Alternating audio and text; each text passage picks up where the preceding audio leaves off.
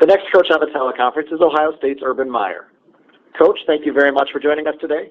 Would you like to make an opening statement or go straight to questions? Straight to questions, please. We'll take those now. To ask a question, please press star 1 on your telephone keypad. As a reminder, if there are no questions in the queue, following 2 prompts, we'll conclude that coach's portion of the call. And your first question is from Bill Rabinowitz, Columbus Dispatch. Yes, Urban.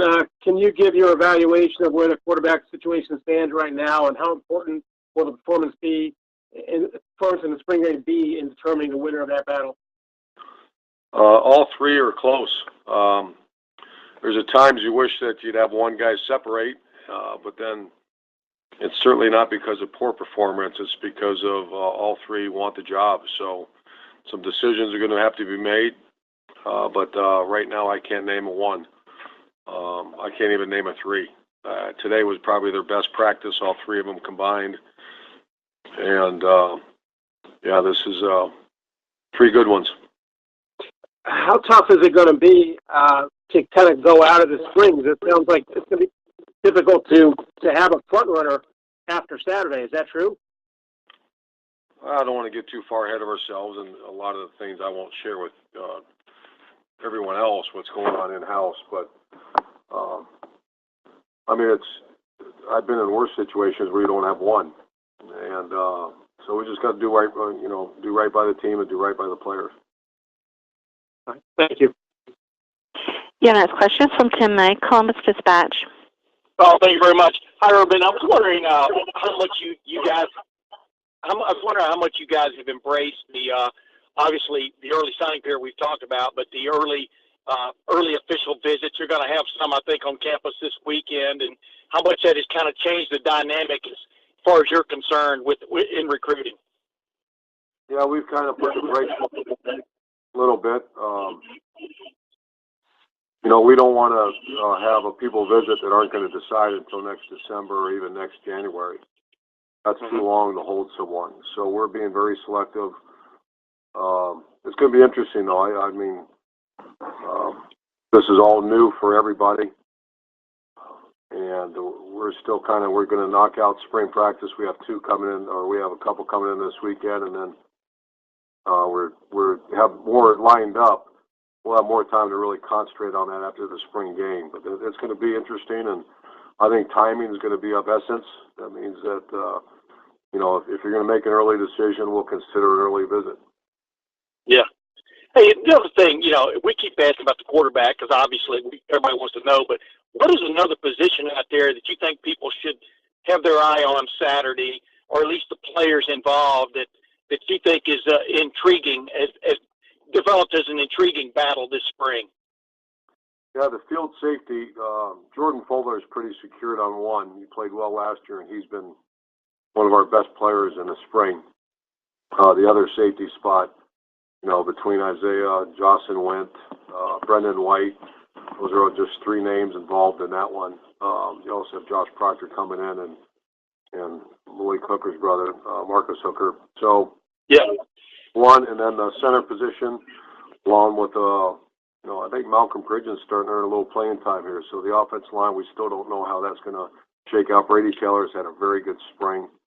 And then the tight end position as well. Luke Farrell's kind of advanced in front of the other guys, but we're still trying to finalize that. Thank you, man. Your next question is from Ari Wasserman, The Athletic. Urban, back to the visiting or the official visits in the spring. Obviously, you guys use regular games during the regular season as major recruiting tools, and you have used the spring game for visitors in the past. But I was wondering, for those who do take official visits, given the fact this isn't a real game that you guys have to win in your regular season, does it open up more freedom for you guys to be interactive with the players that are there, to give them a better look at in-game atmospheres? Does it free you up to do anything different with those players who are going to be in an Ohio Stadium sideline now that you wouldn't have during the regular season? Oh, yeah. It's much different. For example, on official visits during the fall, the worst part is the Sunday. As you get ready for the next game, obviously we don't have that issue. So there'll be much more time spent with our players, or official visits or visitors. Is there anything during the game day atmosphere that you could do to be interactive or different, or do you feel like you're just going to be guys are going to approach it like it is any other spring game or any other regular game. Yeah, I don't believe you can have them on the field, so it's going to be just like a game day where they're in the stands watching them. We'll have time afterwards. Thanks, Urban.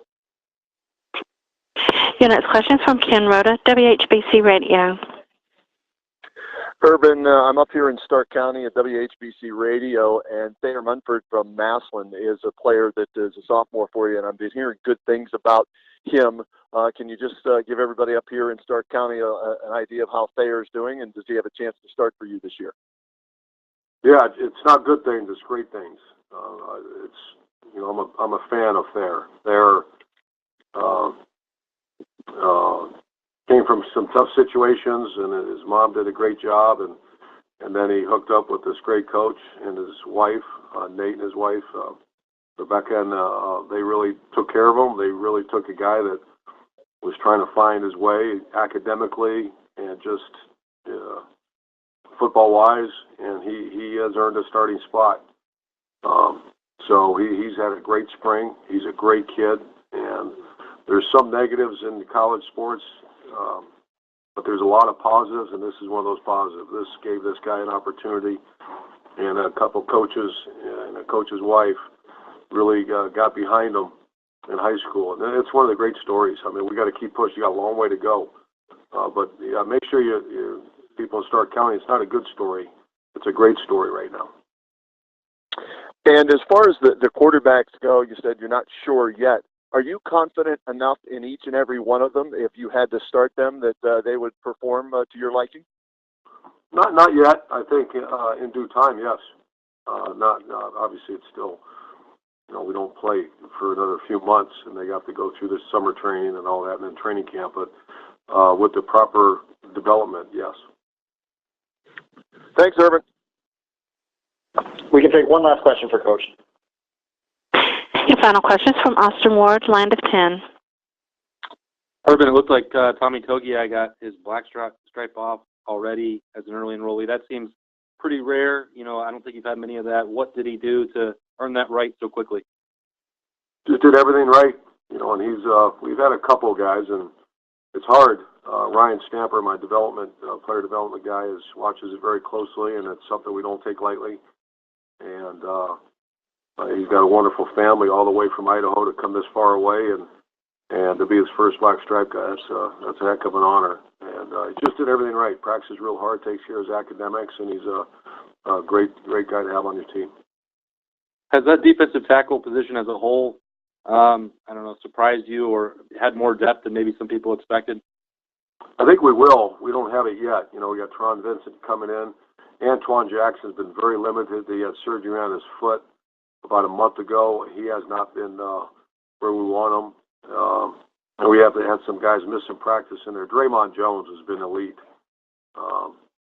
Even better than it was last year.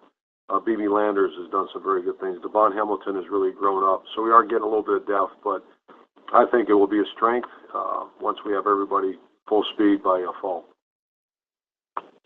Coach, thank you very much for your time, and we'll talk to you again soon. Thank you.